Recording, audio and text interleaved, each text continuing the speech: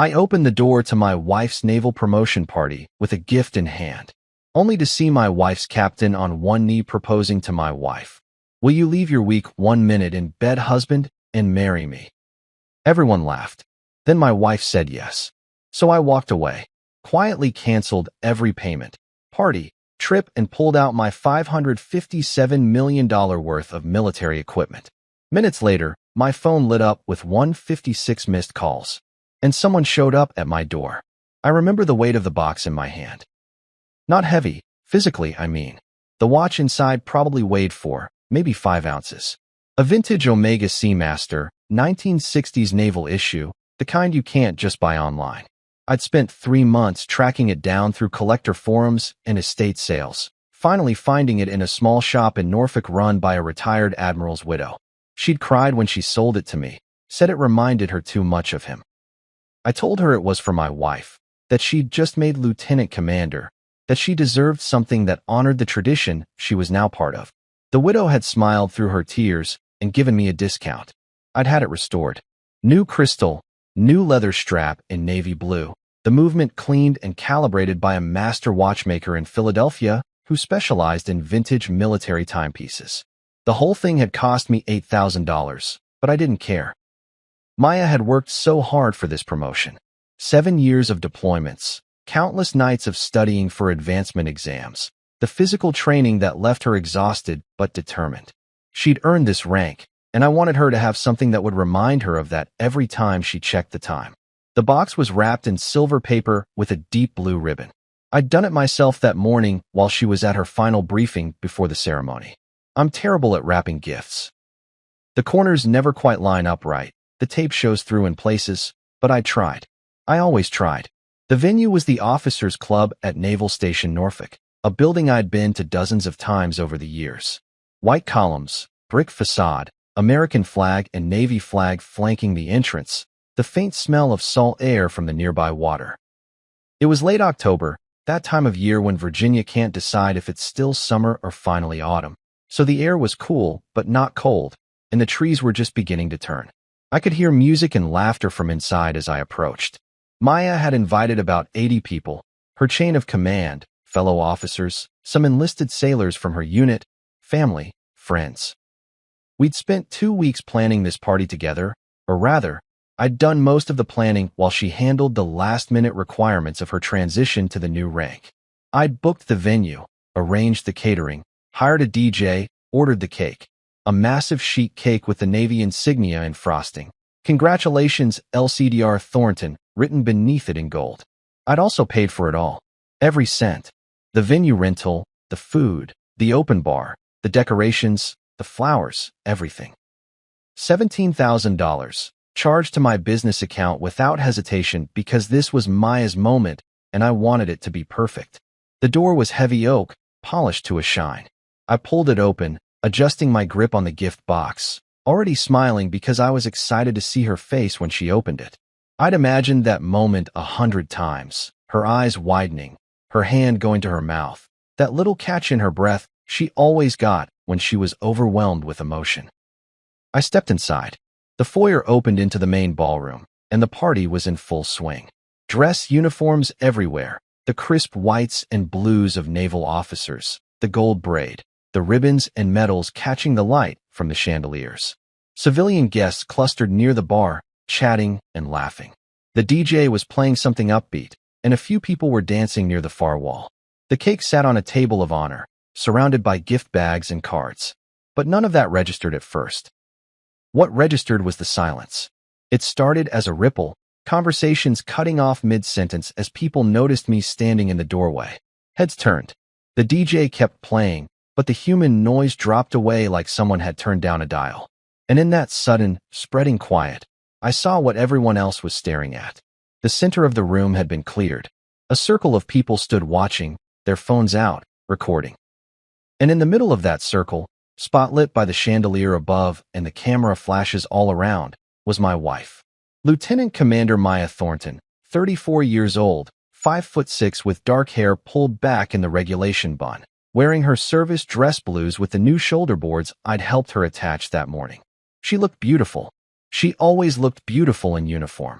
It was something about the way she carried herself, the confidence, the authority. But she wasn't standing. She was looking down, and on one knee in front of her, in his own dress blues with the 4 stripes of a Navy captain on his shoulders, was Commander, no, Captain, Brandon Kerrigan. He was holding a ring box. I remember thinking, very distantly, that it was a nice box. Black velvet, the kind that snaps open with a satisfying click. The ring inside caught the light, diamonds glittering in a platinum setting, expensive and tasteful, and exactly the kind of thing Maya would have liked. Would have liked. Past tense, because she was wearing a ring already. A simple gold band I'd put on her finger 6 years ago, standing under an arch of white roses in a garden ceremony that had cost us $12,000 we didn't really have at the time, but spent anyway, because we were in love and nothing else mattered. I stood there, frozen, the gift box in my hand feeling suddenly absurd. And then Captain Brandon Kerrigan spoke. His voice was clear, projected, confident. The voice of a man used to being heard, used to being obeyed. He was 42, tall and broad-shouldered, with the kind of square-jawed good looks that belong on recruiting posters. I'd met him twice before, once at a unit function 18 months ago, and once at a family day event last spring. He'd been polite both times, professional, the kind of senior officer who seemed genuinely interested in his people. Now he was smiling up at my wife with an expression I recognized because I'd worn it myself once, years ago, when I'd asked her the same question he was asking now. "Maya," he said, loud enough for everyone to hear. "I know this might seem sudden, but I've been thinking about this for months. You're brilliant, you're dedicated, you're everything a man could want in a partner. And I can't keep pretending I don't feel this way anymore." He paused, playing to the crowd, and I saw several people glance at each other with delighted shock. Someone near the back whispered, "Oh my God, this is so romantic." Captain Kerrigan wasn't done. "I know you're married," he said, and his voice took on a tone of what? Sympathy? Pity? Something that made my stomach turn. "I know there's a situation there, but I also know you deserve better than what you've been settling for." The crowd murmured, anticipation building. "So here's my question, Maya. Will you leave your weak, 1 minute in bed husband?" Laughter erupted. Not polite chuckling. Not nervous giggles. Real laughter, the kind that comes from genuine amusement, that ripples through a crowd and feeds on itself. I saw junior officers covering their mouths, their eyes bright with mirth. I saw senior chiefs grinning. I saw Maya's best friend from the academy, Sarah, who'd been a bridesmaid at our wedding, laughing so hard she had to steady herself on the shoulder of the man next to her. Captain Kerrigan raised his voice over the noise, grinning now, working the room like a comedian who's just delivered a killer punchline. "And marry me instead?" The crowd went wild. Cheering, applause, whistles, phone cameras flashing as people captured the moment for TikTok and Instagram and Facebook. Someone started a "say yes" chant, and it caught on, 30 or 40 voices all demanding the same thing, the sound bouncing off the walls and the high ceiling. And Maya, God Maya, she was smiling, not embarrassed, not uncomfortable, not shocked or horrified or angry on my behalf. She was smiling that radiant, genuine smile I used to think was reserved for special moments between us. For quiet Sunday mornings in bed, for the first time we said, "I love you." For the moment, I told her I'd support her naval career no matter how hard it got. She looked down at Captain Kerrigan, and I saw her eyes shining with tears. Happy tears. "Yes," she said. The word was soft, almost lost in the noise, but everyone saw her lips form it.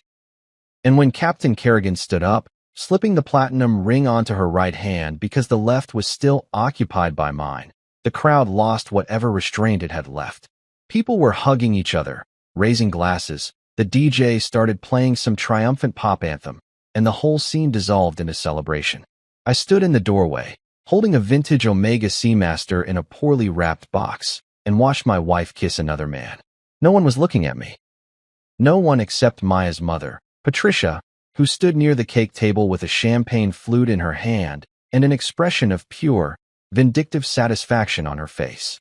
She caught my eye across the room and raised her glass slightly, a tiny salute, her smile saying everything her mouth didn't need to, finally. "She's free of you." I don't remember walking out. I must have turned around. I must have pushed back through the heavy oak door, Must have crossed the foyer and stepped outside into the October evening where the air was still cool and undecided. I must have walked to my car, a black Range Rover parked in the visitor section of the lot. Must have climbed inside and sat down and closed the door. But I don't remember any of it. What I remember is the silence.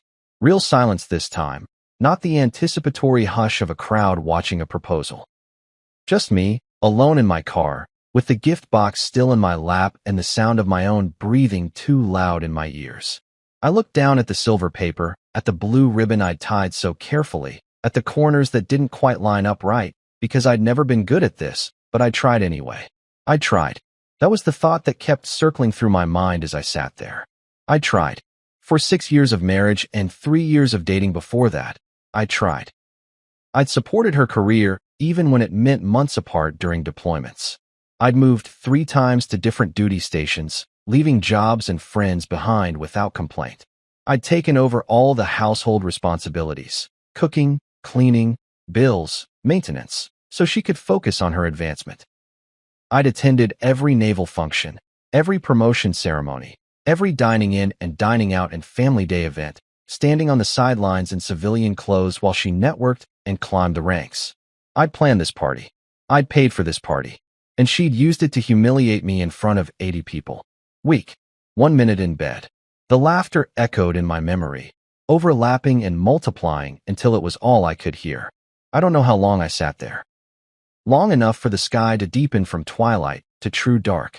Long enough for my hands to stop shaking, for my breathing to even out, for the white-hot shock to crystallize into something colder and clearer. I set the gift box on the passenger seat. Then I took out my phone. If you've ever been married, you know there's a kind of shared infrastructure to a life together. Bank accounts and credit cards and subscriptions and automatic payments. Utilities in one person's name, insurance policies in another's. A complex web of financial and logistical connections that accumulate over years, each thread seeming insignificant on its own, but together forming the entire fabric of domestic existence. Maya and I had been together for 9 years. We had a lot of threads. I'd always been the one who managed them. Not because Maya was incapable. She managed multi-million-dollar equipment and dozens of personnel in her naval role. But because she'd asked me to. Early in our marriage, she'd said she wanted to focus entirely on her career, that she trusted me to handle the life stuff so she could concentrate on making rank. I'd agreed. It had seemed like a reasonable division of labor. Now, sitting in my car in the parking lot of the officers' club, I opened my phone and started pulling threads. First, the party. I'd put a 50% deposit down on the venue, with the remaining balance due within 7 days of the event. I opened my email, found the contract, and forwarded it to the venue manager with a brief note. Due to circumstances, I need to cancel. Please refund the deposit per the cancellation clause and send the final bill to Maya Thornton directly. I included her email address. The cancellation clause, which I'd read carefully when booking, stated that cancellations made less than 30 days before the event would result in forfeiture of the deposit. But cancellations made during the event, after services had already been rendered, meant full payment was due immediately. The venue would want their money, $17,000, and they'd want it from someone whose name was on the contract. That would be Maya now. Next, the catering. I'd arranged for a seafood buffet from a high-end company Maya had specifically requested. Shrimp cocktail, crab cakes, oysters, a carving station. We'd done a tasting 2 weeks ago. Maya had declared it perfect. The total bill was $6,800, and I'd paid half up front with the rest due on delivery. I called the catering company. A cheerful woman answered, background noise suggesting she was at the venue, probably supervising the service. "Hi, this is David Thornton," I said. My voice sounded normal, calm. I was proud of that. "I'm calling about the Thornton party at the officers' club." "Oh yes, everything's going beautifully. The guests are loving the crab cakes." "I'm glad. Listen, there's been a change. I need to update the billing information. Can you send the final invoice directly to Maya Thornton? I'll give you her email." A pause. "Oh, is everything okay?" "It's fine. Just a change in circumstances. Can you make that update?" I'll need to speak with my manager." "That's fine. Have them call me." I gave her my number and hung up. The DJ was next. I'd paid him $1,200 up front, with another $800 due at the end of the night. I sent him a text. Hey man, thanks for doing a great job tonight. Quick heads up, Maya will be handling the final payment directly. She'll settle up with you before you leave. Appreciate you.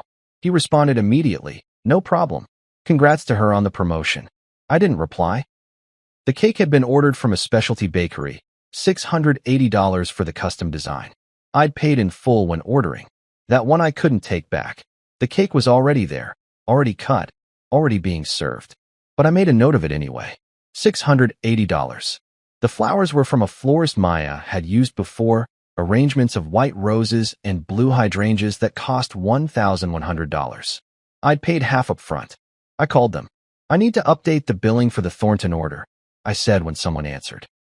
Which order is that? The Officers Club event tonight. I need the final invoice sent to Maya Thornton directly. Oh, we actually need payment tonight. Our delivery driver is still on site. Perfect. Maya Thornton will handle it. She's the guest of honor, dark hair, naval uniform, probably wearing a new engagement ring. Silence. Sir, is there a problem? No problem at all. She'll take care of it. Thanks. I hung up before they could press further. The gift bags had been my idea. Little party favors for each guest, Navy-themed items like flag pins and challenge coins, assembled and personalized. I'd ordered them from a military gift company for $940. They were sitting on the tables now, being taken home by people who'd laughed at me. I sent an email to the company. Invoice number 4782, please redirect final billing to Maya Thornton. I included her contact information. Then I moved on to bigger things. The honeymoon that never happened. When Maya and I got married, we'd planned to take a real honeymoon once she finished her initial training pipeline. Then the timeline had shifted, her orders changed, she deployed early, and the honeymoon became someday. For our 5th anniversary last year, I'd surprised her by planning it finally. 2 weeks in Greece, staying at luxury hotels in Santorini and Mykonos, all-inclusive packages with spa treatments and private excursions. I'd paid for it in full, $23,000. We were supposed to go in December, 6 weeks from now. I'd kept it as a surprise for after her promotion, planning to tell her tonight, actually, after the party. Another gift, bigger than the watch. I logged into the travel booking site and canceled everything. The hotels had a strict cancellation policy, no refunds within 60 days of check-in. I lost every penny. But Maya wasn't going to Greece with me in December, and I sure as hell wasn't going to let her go with Captain Brandon Kerrigan on my dime. $23,000, gone. I didn't feel anything. Next, the house. We didn't own it. Maya's career meant too much moving for homeownership to make sense.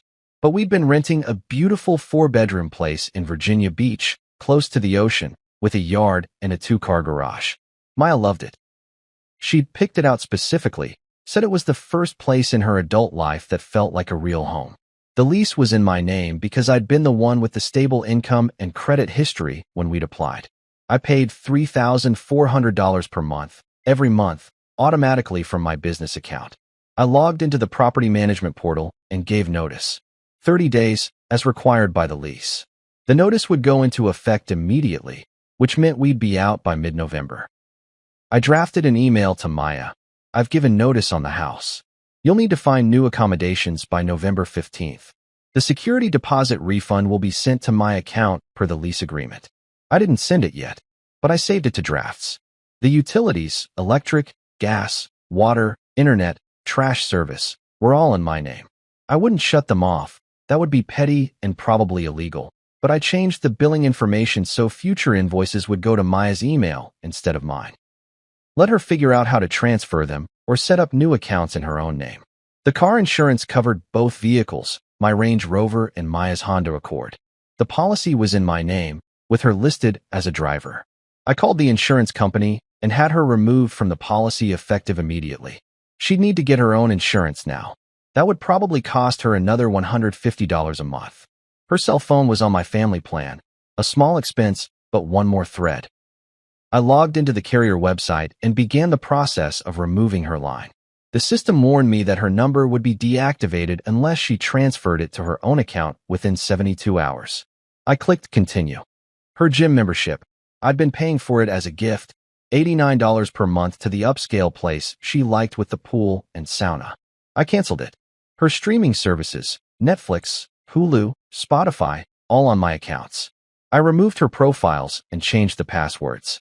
The subscription box services she loved, the monthly book club, the skincare products, the gourmet coffee delivery, all charged to my credit card. I canceled every single one. I was methodical about it. Calm. Each cancellation took only a few minutes, a few clicks, sometimes a phone call.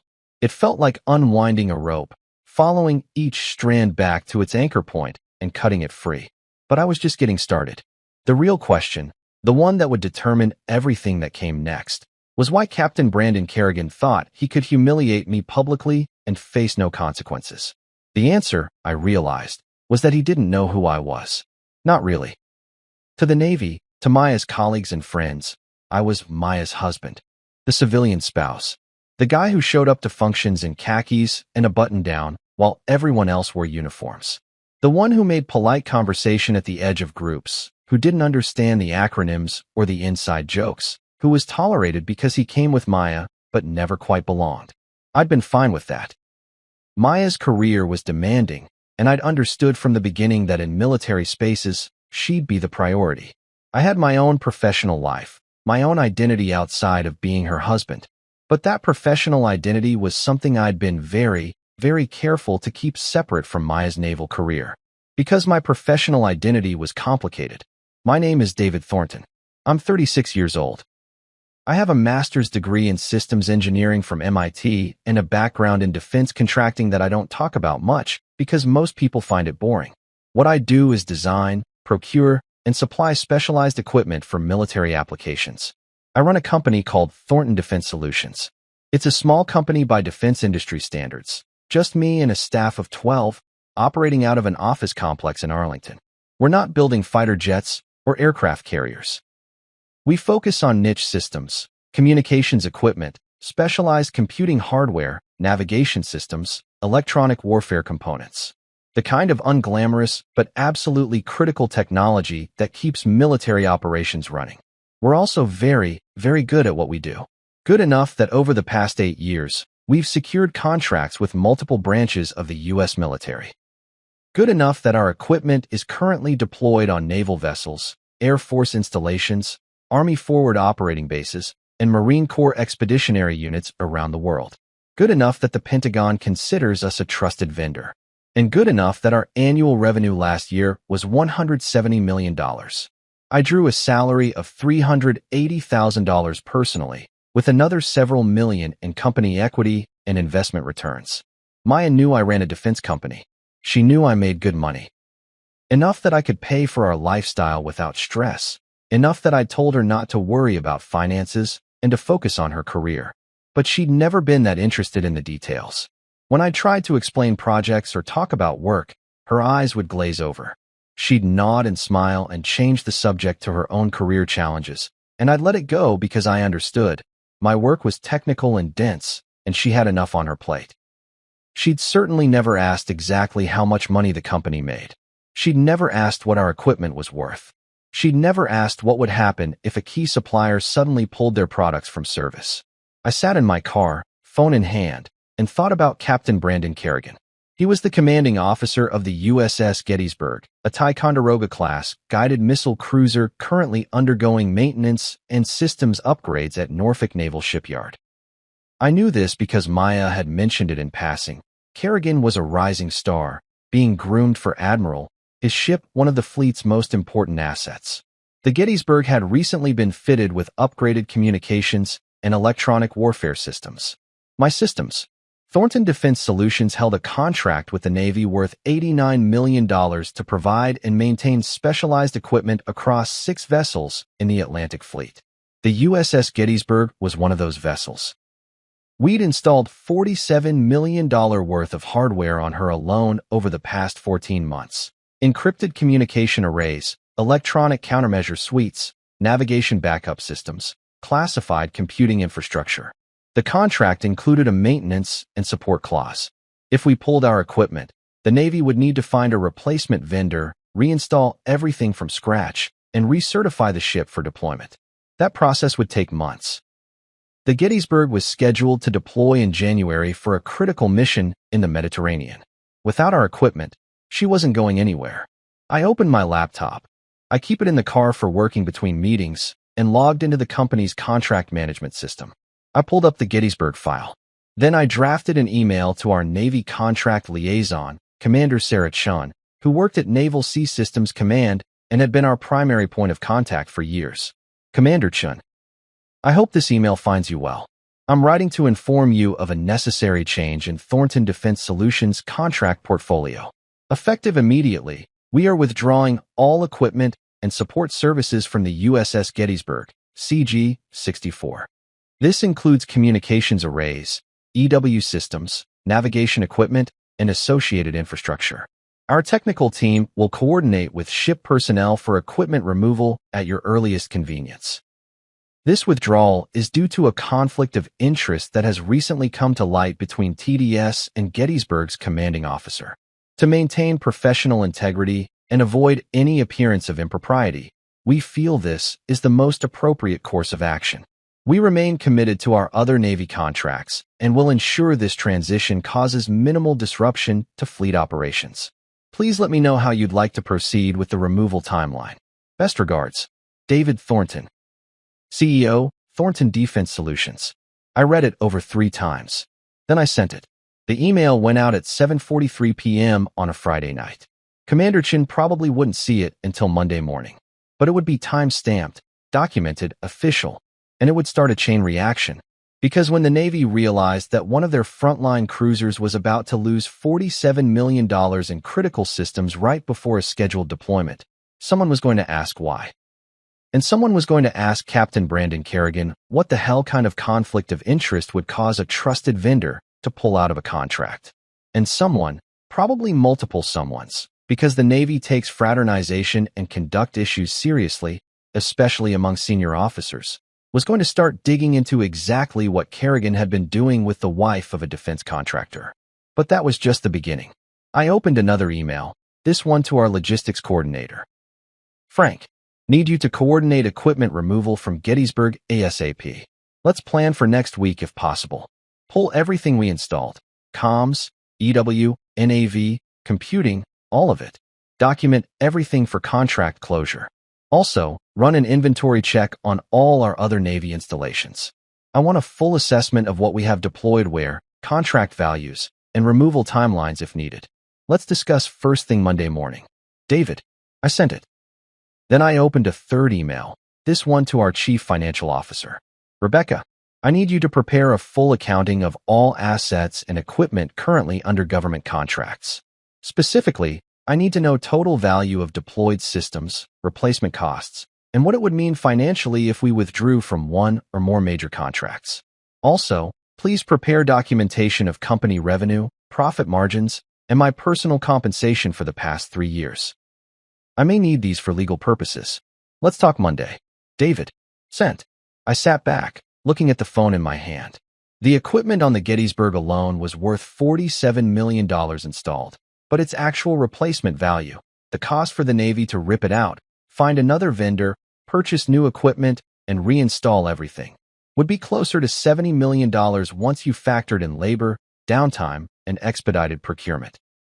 Across all 6 vessels in our Atlantic Fleet contract, we had $89 million worth of equipment installed, with a replacement value of roughly $140 million. But that wasn't the full picture.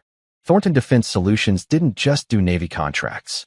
We had ongoing projects with the Air Force, communications equipment at 3 bases in Europe, total contract value $34 million.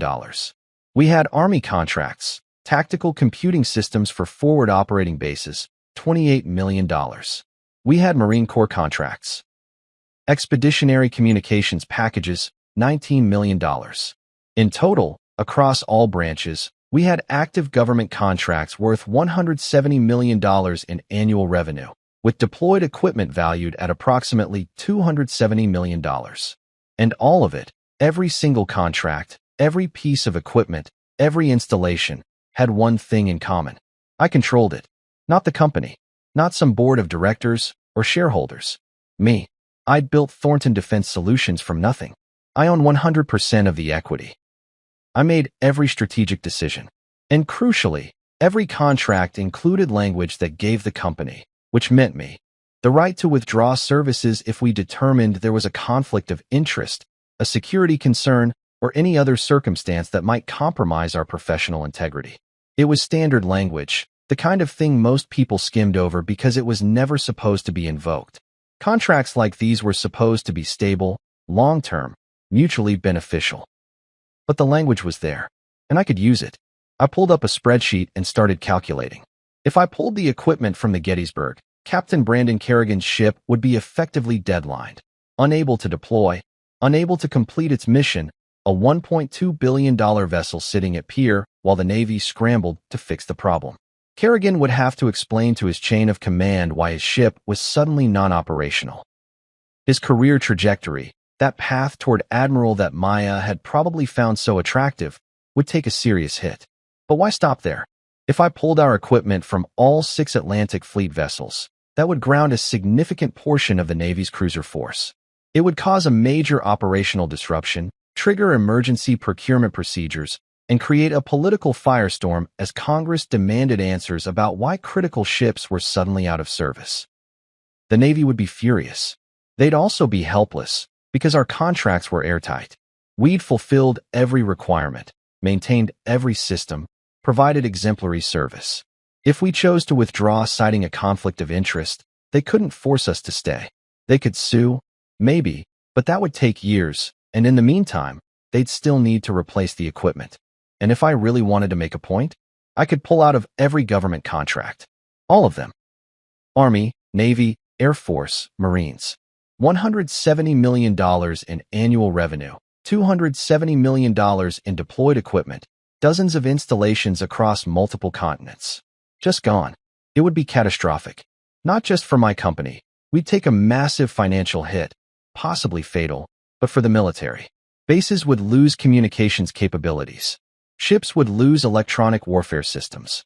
Forward operating units would lose tactical computing networks. The Pentagon would have to mount the largest emergency procurement effort in recent history, spending hundreds of millions of dollars to replace systems that had been working perfectly fine until a Navy captain decided to humiliate a defense contractor at his wife's promotion party. I stared at the spreadsheet. Could I actually do it? Financially, it would destroy me. Thornton Defense Solutions would probably fold within a year. I'd lose everything I'd built, all the equity, all the future contracts, all the relationships I'd cultivated in the defense industry. But I'd be financially secure. I had personal investments, savings, assets. I'd walk away with enough money to live comfortably for the rest of my life, even if I never worked again. The question wasn't whether I could do it. The question was whether I would. I thought about Maya's face when she'd said yes to Kerrigan. I thought about the laughter of 80 people who'd watched me be humiliated. I thought about Patricia raising her champagne glass in that mocking salute. I thought about how none of them knew who I was or what I was capable of. And I thought about the vintage Omega Seamaster sitting in its poorly wrapped box on my passenger seat. $8,000 for a gift she'd never receive. I picked up my phone and opened a new email to my entire leadership team. Effective immediately, I'm initiating a full review of all government contracts with the possibility of withdrawal from some or all agreements. I need everyone in the office Monday morning for an emergency meeting to discuss our options and timeline. This is not a decision I make lightly, but circumstances have changed in a way that makes our continued participation in these contracts untenable from an integrity standpoint. More details Monday. Clear your schedules. David. I hovered my finger over the send button. This was it. This was the point of no return. Once I sent this email, once I set this process in motion, there would be no taking it back. My company would begin the process of disentangling from $170 million worth of contracts. The military would be notified. Alarms would go off at the Pentagon. And everyone, Maya, Captain Kerrigan, every person at that party, would realize exactly who they'd been laughing at. I pressed send. The email went out at 8:02 p.m. Then I started the car and drove away from the officers' club, leaving my wife's promotion party behind without looking back. I went home, not to the house I shared with Maya. I couldn't stomach the thought of being there, surrounded by our shared belongings, waiting for her to return with that platinum ring on her finger. Instead, I drove to my office in Arlington. Thornton Defense Solutions occupied the fourth floor of a modern glass and steel building near the Pentagon. It was after 9 p.m. on a Friday, so the building was deserted, just the night security guard in the lobby who nodded as I signed in. "Working late, Mr. Thornton?" Something like that. My office was corner placement, floor-to-ceiling windows overlooking the highway and the distant lights of Washington, D.C. I'd never been one for elaborate executive decor. The furniture was functional, the walls mostly bare except for a few framed photos of equipment installations and a commendation from the Secretary of Defense for service excellence. There was one personal photo on my desk. Maya and me, 3 years ago, standing on the deck of the USS Monterey during a family day cruise. She was in her dress whites. I was in civilian clothes, and we were both smiling. She'd just made lieutenant, and I'd been so proud of her. I turned the photo face down. Then I sat at my desk and waited. The emails I'd sent would start landing soon. Frank, my logistics coordinator, was probably asleep. He kept early hours. Rebecca, our CFO, might still be up. She was a night owl. But my entire leadership team would check their phones eventually, would see that emergency meeting notice, and would start asking questions. The Navy wouldn't react until Monday at the earliest. Commander Chin's email account was probably set to out of office for the weekend. But when Monday came, when she saw my withdrawal notice for the Gettysburg, things would move fast. I should probably prepare for that. I opened my laptop and started drafting a formal contract withdrawal letter, the kind of official documentation that would need to accompany my email. Legal language, references to contract clauses, professional and unassailable. I was halfway through the second paragraph when my phone lit up. "Rebecca, David, just saw your email. Are you serious about pulling out of government contracts? That's our entire business model." I typed back, completely serious. "We'll discuss details Monday." "Rebecca, this is going to cost us everything. You know that, right?" "Me, I know." "Rebecca, what happened?" I didn't answer that. 3 minutes later, Frank, "Boss, I'm confused. Did something go wrong with the contract? Why are we pulling equipment?" "Me, nothing went wrong with the equipment. Personal circumstances. I'll explain Monday." Frank, "Personal circumstances that require us to withdraw from $170 million in contracts?" "Me, yes." "Then Karen, our head of business development." "David, if this is about what I think it's about, we need to talk before you do anything irreversible." I stared at that message. Karen was smart, perceptive. She'd met Maya several times at company events. She'd been at our wedding. Had she somehow heard what happened at the party already? But no, there was no way. This was just Karen being Karen, sensing that something was wrong and trying to manage the situation. "Me, Monday. We'll talk then." The messages kept coming. My team was panicking, which was understandable. I was talking about dismantling everything we'd built, all because of what they'd see as some vague, personal circumstances. But I wasn't ready to explain yet. I wasn't ready to tell them that their CEO had been publicly humiliated by his wife and her commanding officer at a party he'd paid for. I wasn't ready to tell them that the company's integrity had been compromised by a senior military officer who'd thought he could mock a defense contractor without consequences. I wasn't ready for their pity or their judgment or their well-meaning advice to just let it go, to be the bigger person, to not throw away a successful company over a personal grudge. So I turned off my phone. The silence that followed was absolute. I sat in my office, in the dark except for the desk lamp, and I felt nothing. Not anger anymore. That had burned off during the drive, replaced by something colder and more purposeful. Not sadness either. Just a kind of empty determination, like I was a machine executing a program, following each step because it was the logical next thing to do. I pulled up our contract files and started reading. Every agreement, every clause, every contingency. I needed to know exactly what I could do and how fast I could do it. The Navy contracts were the most complex. 6 vessels, multiple systems per vessel, maintenance agreements, support terms, delivery schedules. But the withdrawal language was clear. Either party could terminate with 30 days' notice if circumstances made continued performance impractical or compromised professional integrity. 30 days. The Gettysburg was supposed to deploy in January. If I pulled our equipment in 30 days, by mid-December, they'd have maybe 3 weeks to find a replacement vendor, order new equipment, install it, and test it before deployment. That was impossible. The Air Force contracts had similar language. 60 days notice for withdrawal, but with some flexibility for emergency circumstances. The Army and Marine Corps contracts were shorter term, renewable annually, with 90-day exit clauses. I could pull out of everything. It would just take time and careful sequencing. But did I want to go that far? I thought about it, really thought about it. The Gettysburg was personal. That was Kerrigan's ship, his command, his career. Taking that offline would hurt him directly, would force him to explain to his superiors why a major contractor had suddenly bailed right before deployment. It would raise questions about his judgment, his conduct, his ability to maintain professional relationships. That felt right. Proportional. Targeted. But the other contracts? Those weren't Kerrigan's. Those were other ships, other officers, other missions. Would I really sabotage them just to make a point? I didn't know yet. So I compromised with myself. I'd start with the Gettysburg.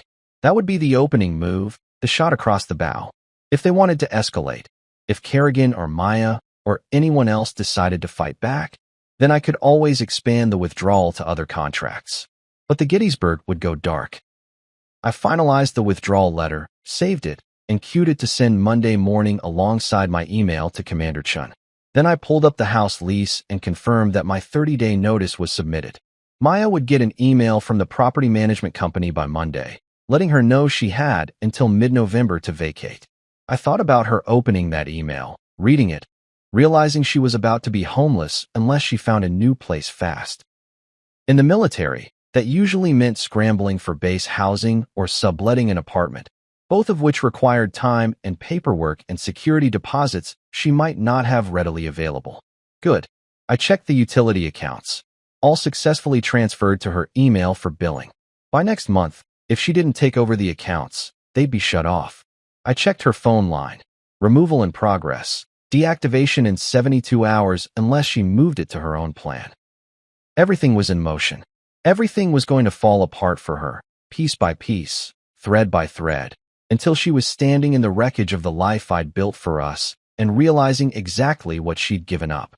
But there was one more thing. The honeymoon had been a surprise, canceled before she even knew about it.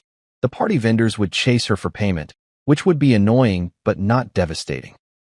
She made Lieutenant Commander pay about $7,000 a month, enough to cover unexpected bills if she budgeted carefully. The house, the utilities, the phone, those were practical disruptions that would create stress and inconvenience. The Gettysburg contract would hurt Kerrigan professionally, but I wanted something that would hurt Maya emotionally. I wanted her to understand, viscerally, what she'd done. I thought about it for a long time. Then I opened a new document and started writing a letter. Maya, by the time you read this, you'll have already noticed several changes. The party vendors will be contacting you for payment. The landlord will have informed you that we're vacating the house. Your phone service will be discontinued unless you set up your own account. The utilities will need to be transferred to your name. I want to explain why, though I suspect you already know. I came to your promotion party tonight with a gift in my hand. A vintage Omega Seamaster, 1960s naval issue, the kind of watch I knew you'd appreciate because it represented history and tradition and the service you've dedicated yourself to. I spent 3 months finding it, had it restored by a master watchmaker, and I was genuinely excited to give it to you because I was proud of you. I've always been proud of you. I walked into that party, your party, the one I planned and paid for because I wanted you to have a perfect evening surrounded by people who respected you, and I saw you accept a proposal from another man. I heard him call me weak. I heard him mock our intimate life in front of 80 people. I heard everyone laugh. And I saw you smile. You smiled, Maya. Not a nervous smile, not an uncomfortable smile. A genuinely happy smile, like this was the moment you'd been waiting for. Then you said yes. So here's what happens now. I'm removing myself from every aspect of your life that I've been supporting. The house, the bills, the subscriptions, the conveniences, the safety net, all of it. You wanted to leave me for Captain Kerrigan? Fine. But you're leaving with exactly what you brought to this marriage, which is yourself. Everything else was built by me, funded by me, maintained by me while you focused on your career. I'm also withdrawing Thornton Defense Solutions equipment from the USS Gettysburg, effective in 30 days. That's $47 million worth of systems that your new fiancé's ship requires for deployment. Without it, The Gettysburg doesn't deploy in January. Without deployment, Kerrigan's career trajectory takes a significant hit. His superiors will want to know why a trusted contractor suddenly pulled out. They'll investigate. They'll find out about tonight. They'll find out about you and him. I imagine the Navy takes fraternization between senior officers and the spouses of contractors seriously. I imagine there are regulations about that. I imagine Kerrigan's path to admiral just got considerably more complicated. But that's between him and his chain of command. As for you and me, I'm filing for divorce. You'll be served with papers within the week. I'm not going to fight over assets because, frankly, there aren't many assets in your name. The house was rented in my name. The cars are titled separately. Our bank accounts will be divided per Virginia law, which is pretty straightforward for short marriages without children. You'll keep whatever personal property is yours. I'll keep mine. We'll both walk away. But I want you to understand something, Maya. I loved you. I supported you. I rearranged my entire life to accommodate your career. I was happy to do it because I believed in you, in us, in the future we were building together. And you repaid that by humiliating me in front of everyone we know. Not privately, not with a difficult conversation or even a betrayal I'd discover later. You did it publicly, performatively, as entertainment for your promotion party. So yes, I'm taking back everything I gave you. Not out of spite, though there's some of that, I won't lie. But because you made it clear tonight that you don't value what we had. You don't value me. You wanted Captain Kerrigan and his career and his rank and whatever future you think he represents. I hope it's worth it. I hope it's worth the party bills you're about to get. I hope it's worth scrambling to find a new place to live in 2 weeks. I hope it's worth explaining to your chain of command why your fiancé's ship is suddenly deadlined. I hope it's worth standing in front of your family and friends and admitting that you threw away a 9-year relationship for a man who thought our marriage was a joke. The Omega Seamaster, by the way, I'm donating it to the Naval Academy Museum. It belongs to people who actually respect naval tradition, not people who use it as set dressing for humiliating others. Goodbye, Maya. David. I read the letter 3 times. It was angry. It was hurt. It was more honest than I'd been with anyone, including myself, about what I was feeling. But it was also true. I saved it, printed it, and sealed it in an envelope with her name on the front. Then I turned my phone back on. 156 missed calls. The number glowed on my screen like an accusation, like a warning, like a harbinger of everything that was about to happen. I scrolled through the call log. 32 calls from Maya. 11 from Patricia, Maya's mother. 7 from Sarah, Maya's best friend. 19 from various numbers I recognized as other naval officers, people from the party. 4 from the venue. 3 from the catering company. 2 from the florist. And then a mix of other numbers, some I recognized, some I didn't. There were text messages too. Hundreds of them. The notification counter maxed out at 99 plus. Maya, where are you? Maya, David, please answer. Maya, why aren't you picking up? Maya, the caterer is saying you told them I'd pay? Maya, David, what's going on? Maya, everyone is asking where you went. Maya, please call me back. Sarah, David, where did you go? Maya is freaking out. Sarah, call her please. Sarah, whatever you're upset about, we can talk. Patricia, this is very immature, David. Patricia, answer your phone. Then more from Maya. The venue manager just told me I owe $17,000. Maya, David, did you cancel the payment? Maya, what is happening? Maya, the DJ is asking for his money. Maya, the florist too. Maya, David, answer your phone. And then, timestamp 9:47 p.m. Maya, I'm coming home. We need to talk right now. But she wouldn't find me at home. I was at my office, sitting in the dark, reading her increasingly frantic messages with a kind of detached curiosity. Did she really not understand why I'd left? Did she really think this was just about the money? Or was she just panicking because the practical consequences were hitting her faster than she'd expected? The most recent message was from 10 minutes ago. Maya, I'm at the house. Where are you? This isn't funny, David. I thought about replying. I thought about telling her exactly where I was, what I'd done, what was coming. But there was something powerful about the silence. About letting her sit with the uncertainty, the growing realization that something had fundamentally changed and she couldn't control it. So I didn't reply. Instead, I forwarded the letter I'd written to my personal email, printed a second copy, and put both envelopes in my briefcase. One would be hand-delivered to Maya. One would be filed with the divorce paperwork. Then I stood up, turned off the desk lamp, and walked out of my office. The security guard looked up as I signed out. "Have a good night, Mr. Thornton." "You too." I drove to a hotel. A nice one, the Ritz-Carlton in Pentagon City, where I'd stayed before during business trips when I needed somewhere quiet to prepare for presentations. I checked in under my name, went up to my room, and locked the door. The room was beautiful. King bed, marble bathroom, city view from the windows. The kind of place Maya and I might have stayed for an anniversary if we'd still been celebrating those. I sat on the edge of the bed and finally let myself feel it. The anger, the hurt, the betrayal. The image of her smiling at Kerrigan, of 80 people laughing at me, of Patricia's mocking toast. The casual cruelty of it, the performance of it. They'd made it entertainment. My humiliation had been their punchline. I put my head in my hands, and I let the wave crash over me. Let it hurt the way it needed to hurt. Let it burn through my chest and my throat and behind my eyes. And then, after a while, it receded. And I was just tired. I lay back on the bed, still fully clothed, staring at the ceiling.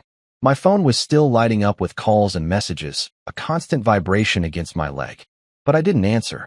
I just closed my eyes and let the silence settle over me like snow. I slept. Not well.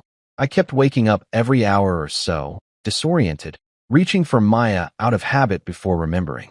Each time, the memory would hit fresh. The party, the proposal, the laughter. And each time, I'd lie there in the dark hotel room, staring at the ceiling, waiting for my heart rate to slow down again. By 6 a.m. Saturday, I gave up on sleep entirely. I showered, put on the same clothes from the night before. I hadn't thought to pack anything when I'd left for my office, and went downstairs to the hotel restaurant.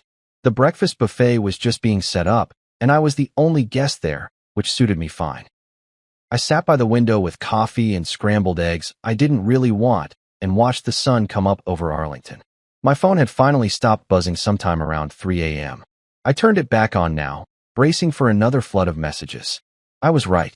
247 unread texts, 89 missed calls, and a dozen voicemails. I scrolled through the texts first.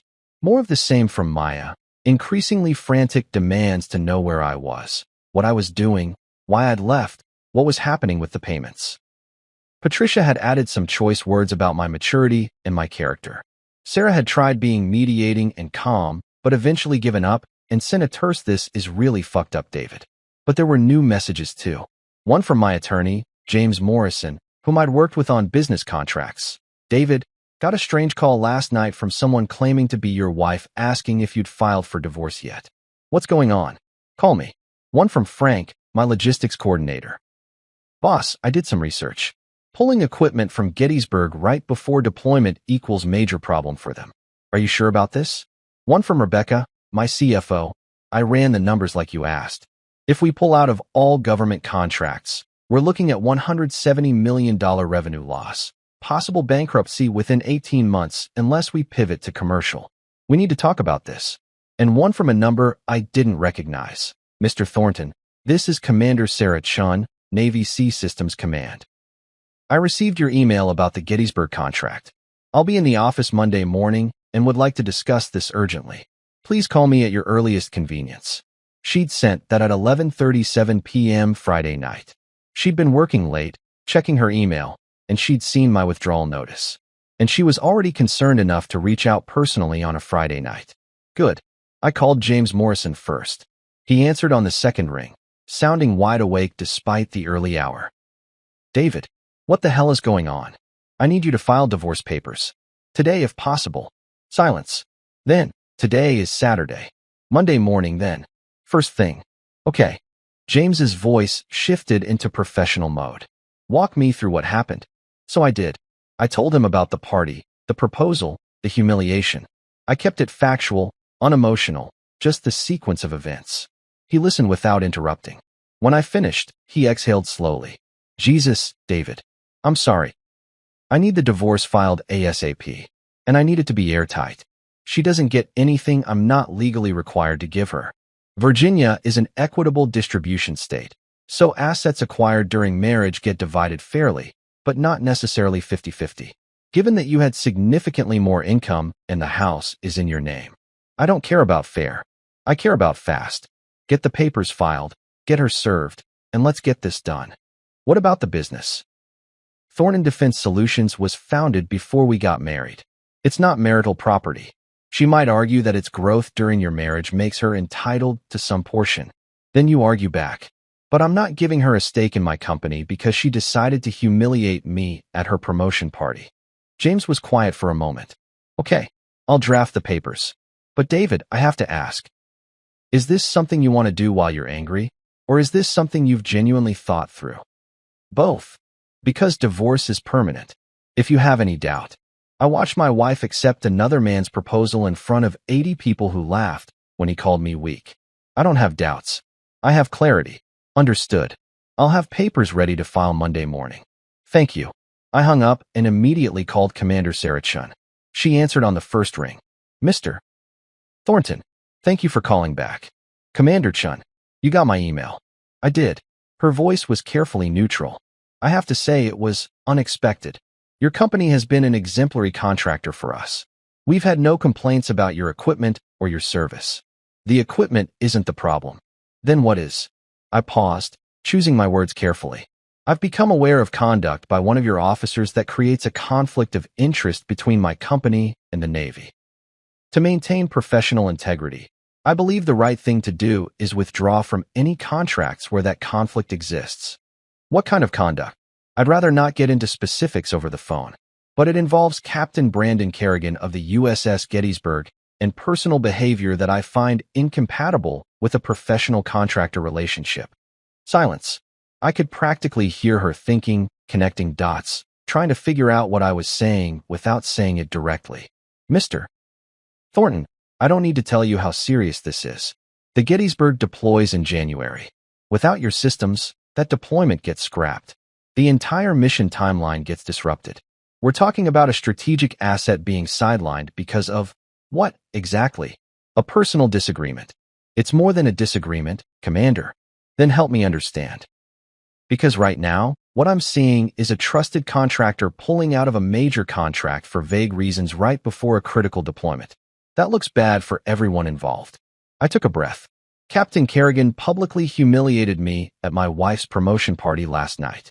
He proposed to her in front of dozens of Navy personnel and made derogatory comments about me as part of that proposal. My wife accepted. The whole thing was recorded on multiple phones and is probably circulating on social media by now. Long silence. I see. Commander Chin said finally, her voice softer. I'm very sorry that happened to you. I appreciate that. But you understand why I can't continue providing equipment to Captain Kerrigan's ship. I understand why you're upset. What I don't understand is why you're making this the Navy's problem instead of addressing it through proper channels. What channels? Should I file a complaint about fraternization? Report that a senior officer is carrying on a relationship with a contractor's spouse?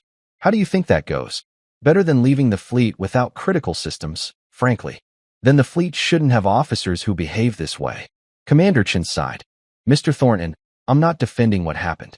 If Captain Kerrigan engaged in conduct unbecoming an officer, that's a serious matter and it will be addressed. But the way you're handling this, pulling a contract, threatening deployment timelines, this isn't the right approach. This is punitive. It's self-protective. I can't maintain a professional relationship with someone who publicly mocked me.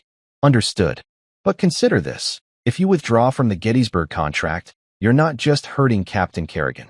You're hurting his crew, the mission, the Navy's operational readiness. Is that really what you want? I thought about the 300 sailors aboard the Gettysburg. Good people, probably, doing their jobs, none of whom had anything to do with what happened at Maya's party. Was I willing to derail their deployment because of Kerrigan's actions? I don't want to hurt anyone who wasn't involved, I said carefully. Was I? I didn't know. But I was doing something. And for now, that felt like enough. Monday morning arrived too quickly. I met with NCIS first. Lieutenant Commander Harris was in his mid-40s, graying at the temples, with the kind of calm, assessing manner that probably served him well in investigations. We sat in a bland interview room at the Norfolk NCIS office, and he asked me to walk him through Friday night. I did, starting with my arrival at the party and ending with my departure. I kept it factual, showed him some of the text messages I'd received afterward, and explained why I decided to withdraw from the Gettysburg contract. Did Captain Kerrigan know you were a defense contractor? Harris asked. We'd met twice before at naval functions. I can't say for certain whether he remembered who I was or what I did, but it's possible he didn't make the connection. And Lieutenant Commander Thornton? Your wife. She knew, obviously. But I don't think she ever discussed my work in detail with her colleagues. She was focused on her career, not mine. Did you know Captain Kerrigan and your wife were involved romantically before Friday night? I paused. No. If they were, they hid it well. Harris made a note. Several witnesses from the party have confirmed that Captain Kerrigan's proposal appeared to be a surprise to most attendees. No one we've spoken to knew about a prior relationship. So, it was either a very new relationship, or he really did put her on the spot. That's what we're trying to determine. Harris closed his notebook. Thank you for your time, Mr. Thornton. This has been very helpful. What happens now? We continue the investigation. If we find evidence of fraternization, conduct violations, or anything else that warrants disciplinary action, we'll make recommendations to the appropriate authorities. But that's an ongoing process. It could take weeks or months. And Kerrigan remains on administrative duty pending the outcome. What about my wife? Harris's expression was carefully neutral. Lieutenant Commander Thornton is also being interviewed as part of the investigation. Beyond that, I can't comment. I nodded. Thank you for taking this seriously. Thank you for coming forward. Not everyone would. I left the NCIS office and drove to my company headquarters in Arlington. The entire leadership team was waiting in the main conference room when I arrived at 10 a.m. Frank, Rebecca, Karen, and 8 others, everyone who'd received my Friday night email about pulling contracts. They all looked worried. I closed the door and sat down at the head of the table. Before anyone says anything, I started. I want to apologize for the vague and alarming nature of my Friday email. You all deserved better communication than that. So let me explain what's been happening. And I did. I told them about the party, the proposal, the humiliation. I told them about my decision to withdraw from the Gettysburg contract and how the Navy had responded. I told them about Captain Vance's meeting, about NCIS getting involved, about Kerrigan being relieved of command. The room was silent. Rebecca spoke first. Jesus, David. I'm so sorry. Thank you. But I have to ask, she continued carefully, are we still pulling out of government contracts? No. The Gettysburg situation is resolved. Kerrigan's gone. We're working with a new commanding officer. As for the other contracts, there's no reason to withdraw. This was personal to that one ship. The relief in the room was palpable. What about your marriage? Karen asked gently. Filing for divorce. Papers will be served this week. God, David. If you need time. I appreciate that, but I'd rather work. Sitting around thinking about it doesn't help. What do you need from us? Frank asked. Honestly, just carry on as usual. The Gettysburg contract stays in place. Everything else continues normally. And if anyone asks, clients, partners, whatever, just say we had a brief administrative review that's now resolved. What if people hear about what happened? The party. I shrugged. Then they hear about it. I'm not going to hide or be ashamed. Captain Kerrigan humiliated me publicly, and the Navy held him accountable. That's the story. The meeting continued for another hour, covering logistics and timelines and making sure everyone understood the path forward.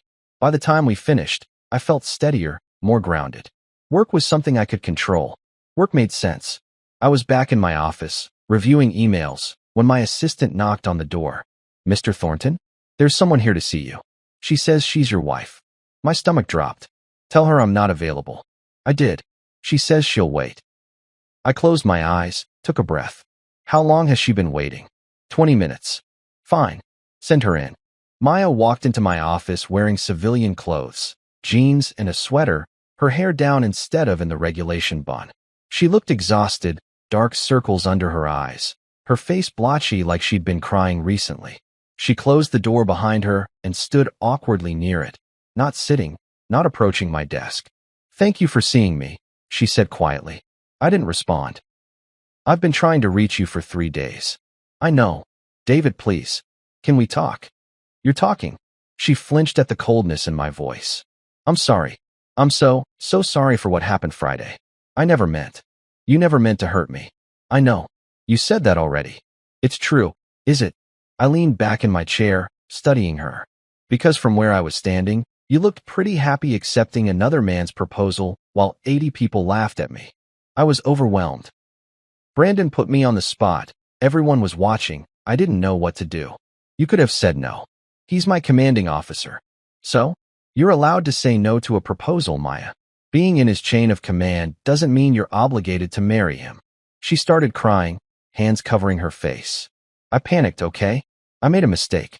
I've been trying to fix it, but you won't talk to me. You won't answer your phone. Fix it how?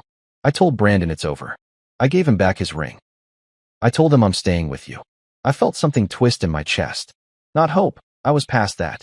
Just a kind of bitter irony. You told him you're staying with me? Yes. Did you consult me about that decision?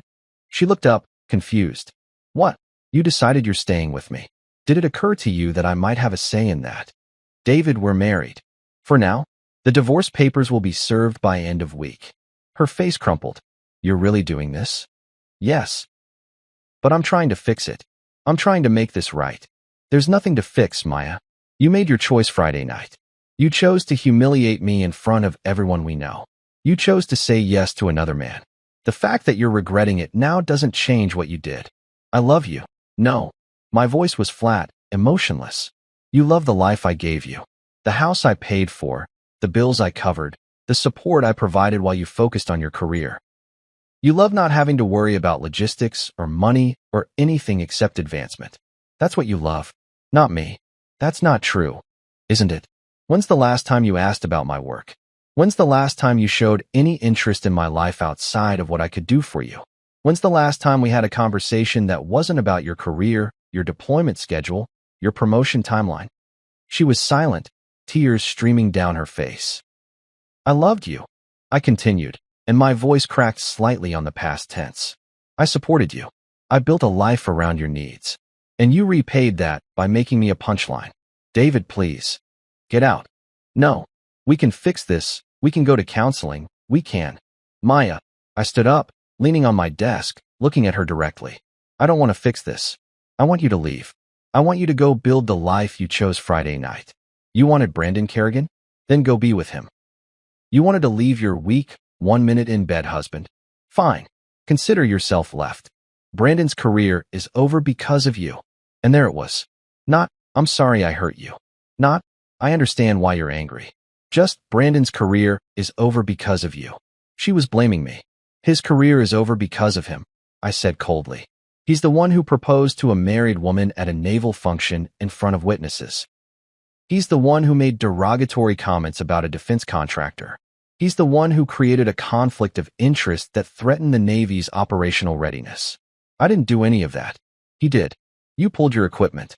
You destroyed his deployment. I protected my professional integrity. The fact that it had consequences for him is his problem, not mine. You're vindictive and petty and you're trespassing. This is my office, my building, my company. You're not welcome here. Get out, or I call security. She stared at me, shocked, as if she couldn't believe I was serious. I picked up my desk phone. Last chance. Maya turned and walked out, slamming the door behind her.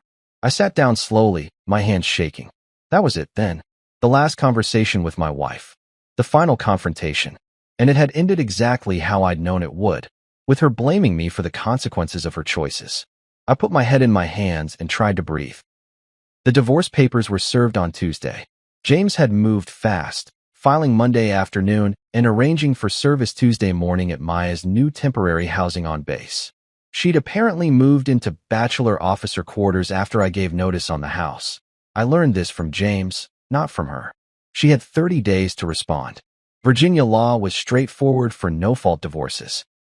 6 months separation requirement if no children were involved, but the clock started from when we stopped living together, which was Friday night. So technically, we'd need to wait 6 months before the divorce could be finalized. But the paperwork was in motion. The legal process had begun. And I felt nothing. Numb. Empty. Just going through the motions because that's what you did. You filed papers, you met with lawyers, you divided assets and closed accounts and untangled 9 years of shared life. The Navy investigation continued. NCIS interviewed dozens of people from the party.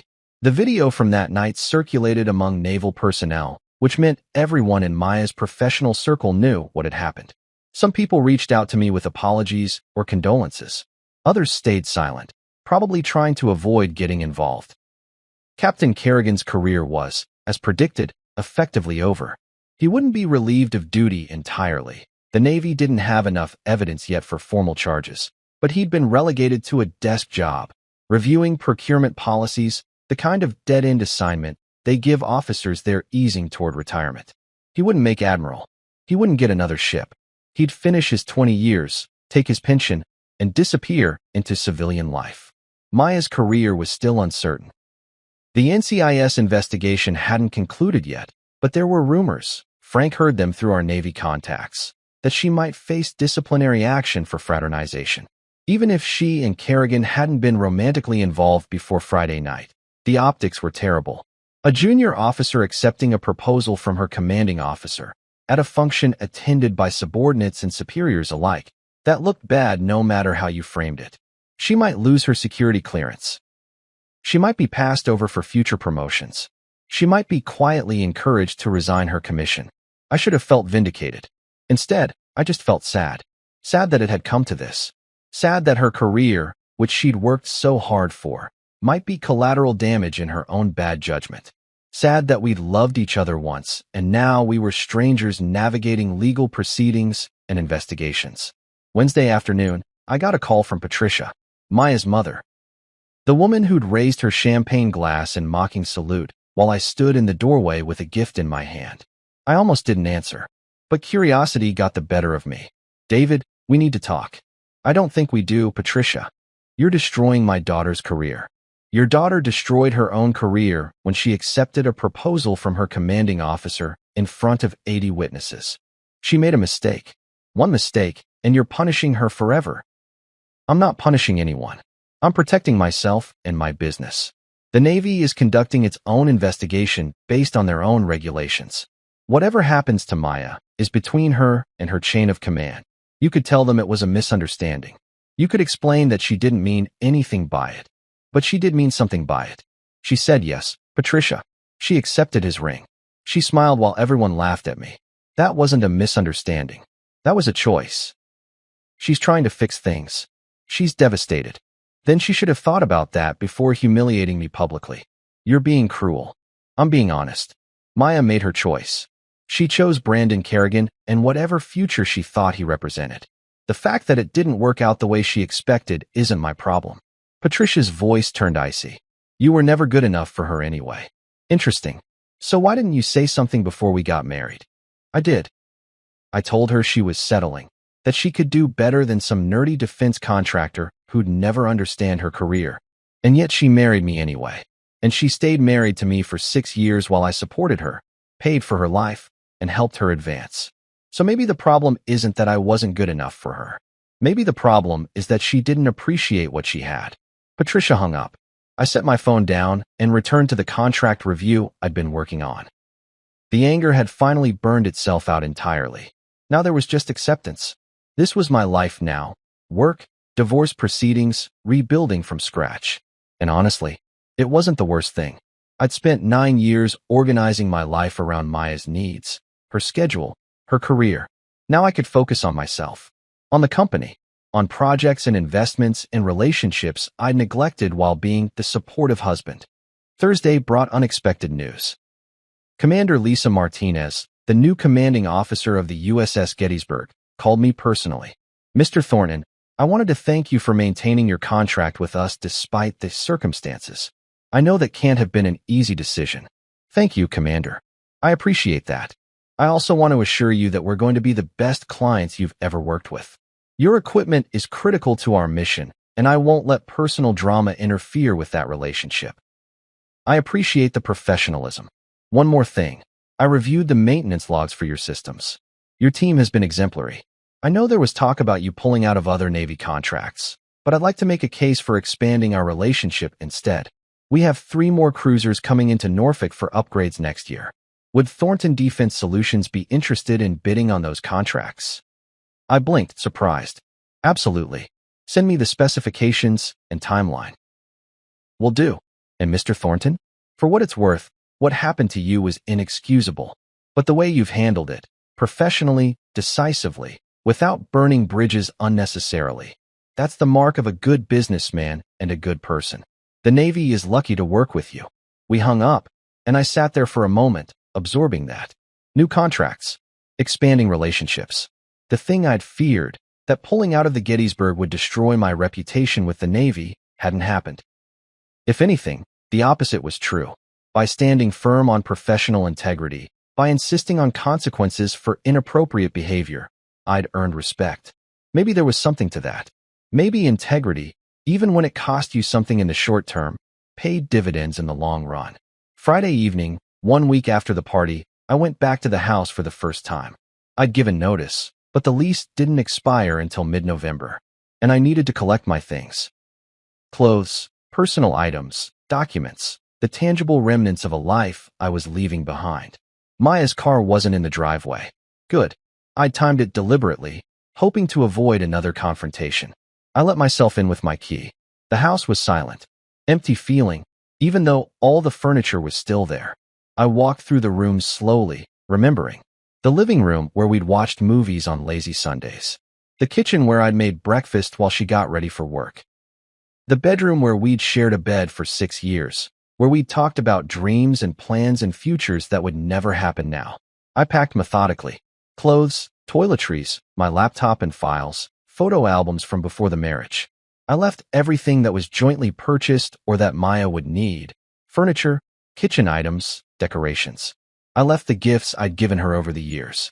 Jewelry, books, framed photos of us together. Let her decide what to do with those. In the closet, I found the gift I'd brought to the party. The silver wrapping paper was torn at one corner where it had been jostled in the car, but otherwise it was intact. The vintage Omega Seamaster, still in its box, still wrapped with the blue ribbon. I stood there holding it, remembering how excited I'd been to give it to her. Then I set it on the kitchen counter with a note. For your next accomplishment. D. Let her interpret that however she wanted. I loaded everything into my Range Rover and took one last look at the house. Then I drove away and didn't look back. The divorce papers were served on Tuesday. James had moved fast, filing Monday afternoon and arranging for service Tuesday morning at Maya's new temporary housing on base. She'd apparently moved into bachelor officer quarters after I gave notice on the house. I learned this from James, not from her. She had 30 days to respond. Virginia law was straightforward for no-fault divorces. 6-month separation requirement if no children were involved. But the clock started from when we stopped living together, which was Friday night. So technically, we'd need to wait 6 months before the divorce could be finalized. But the paperwork was in motion. The legal process had begun. And I felt nothing. Numb. Empty. Just going through the motions because that's what you did.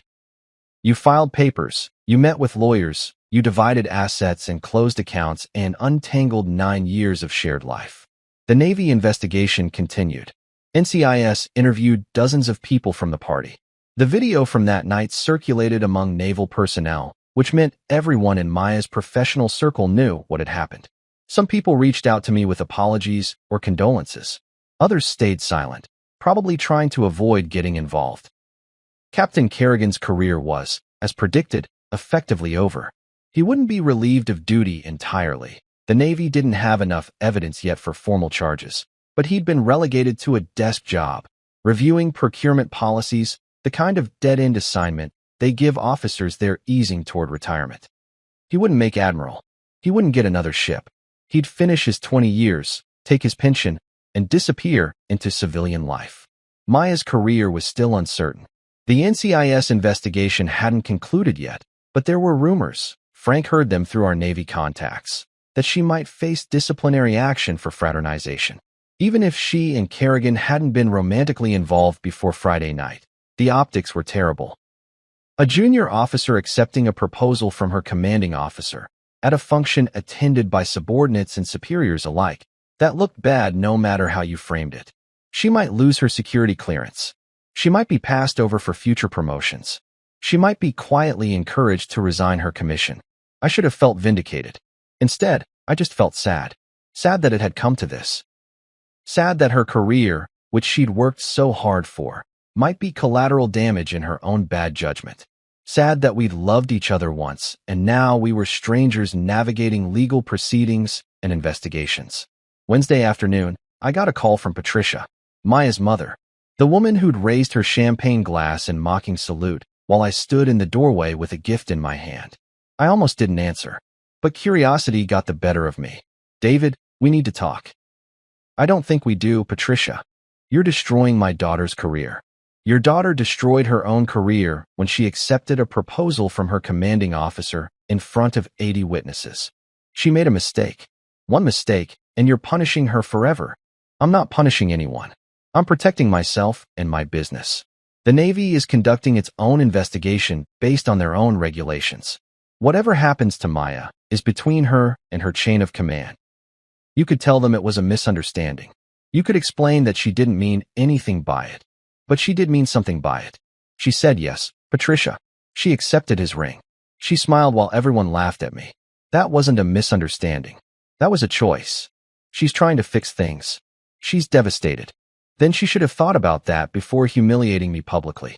You're being cruel. I'm being honest. Maya made her choice. She chose Brandon Kerrigan and whatever future she thought he represented. The fact that it didn't work out the way she expected isn't my problem. Patricia's voice turned icy. You were never good enough for her anyway. Interesting. So why didn't you say something before we got married? I did.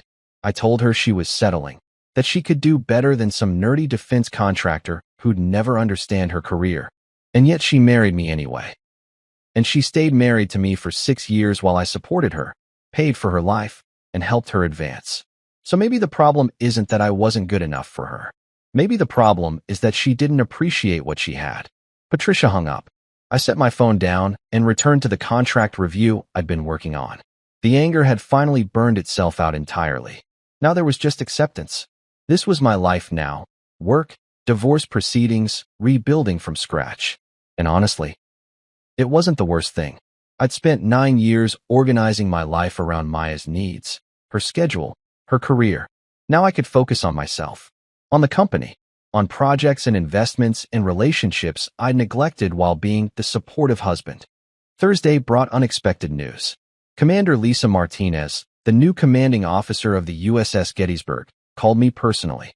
Mr. Thornton, I wanted to thank you for maintaining your contract with us despite the circumstances.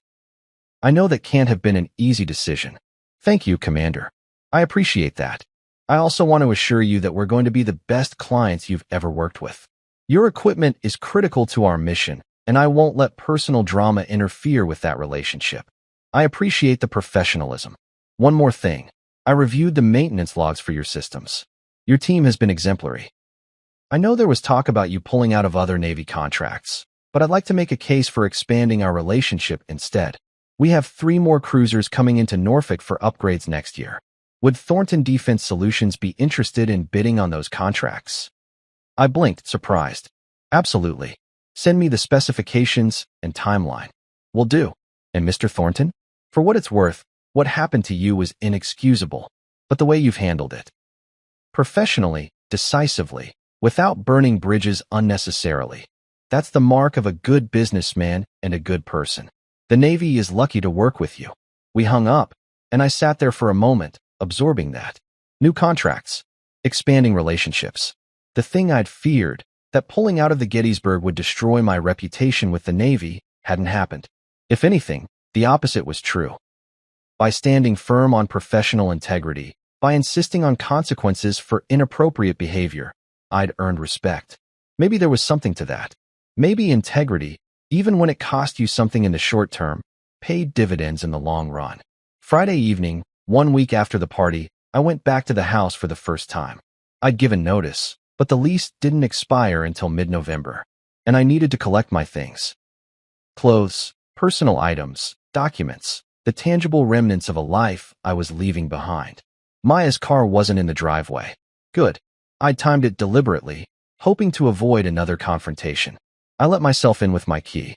The house was silent, empty feeling, even though all the furniture was still there. I walked through the rooms slowly, remembering. The living room where we'd watched movies on lazy Sundays. The kitchen where I'd made breakfast while she got ready for work. The bedroom where we'd shared a bed for 6 years. where we talked about dreams and plans and futures that would never happen now. I packed methodically.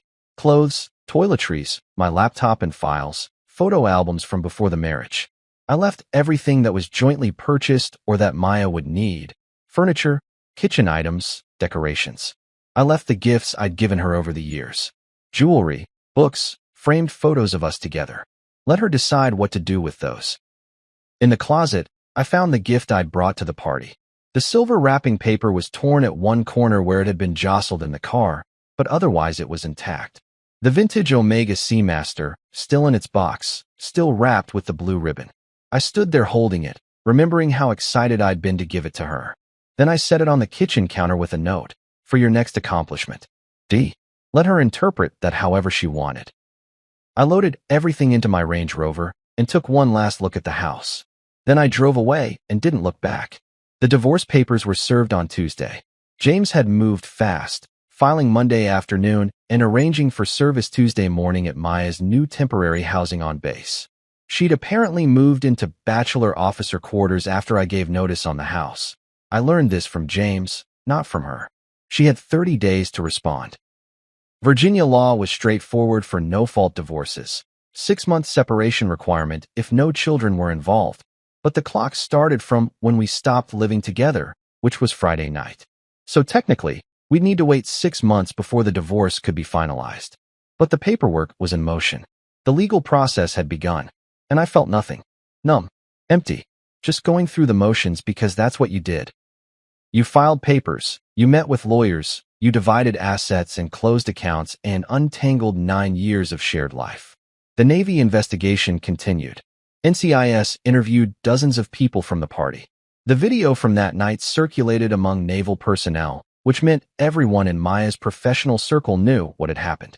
Some people reached out to me with apologies or condolences. Others stayed silent, probably trying to avoid getting involved. Captain Kerrigan's career was, as predicted, effectively over. He wouldn't be relieved of duty entirely. The Navy didn't have enough evidence yet for formal charges, but he'd been relegated to a desk job, reviewing procurement policies, the kind of dead-end assignment they give officers they're easing toward retirement. He wouldn't make admiral. He wouldn't get another ship. He'd finish his 20 years, take his pension, and disappear into civilian life. Maya's career was still uncertain.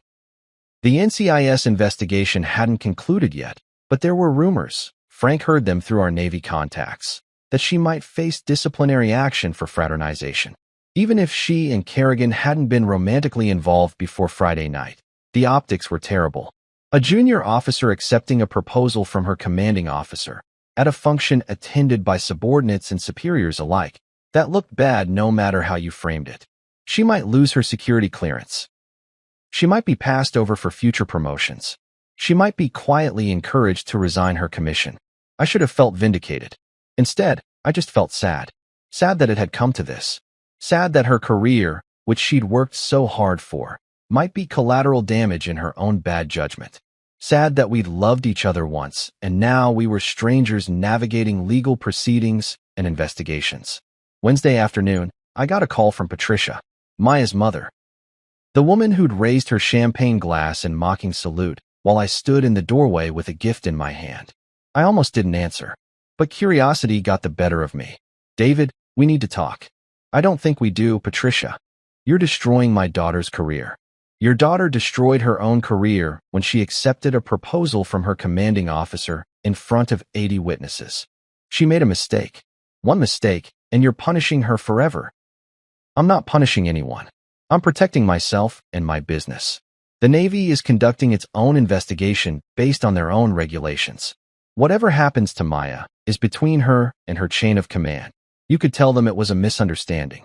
You could explain that she didn't mean anything by it. But she did mean something by it. She said yes, Patricia. She accepted his ring.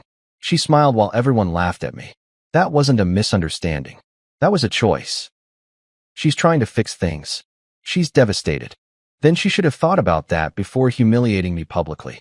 You're being cruel. I'm being honest. Maya made her choice. She chose Brandon Kerrigan and whatever future she thought he represented. The fact that it didn't work out the way she expected isn't my problem." Patricia's voice turned icy. "You were never good enough for her anyway. Interesting. So why didn't you say something before we got married? I did. I told her she was settling, that she could do better than some nerdy defense contractor who'd never understand her career. And yet she married me anyway. And she stayed married to me for 6 years while I supported her, paid for her life, and helped her advance. So maybe the problem isn't that I wasn't good enough for her. Maybe the problem is that she didn't appreciate what she had. Patricia hung up.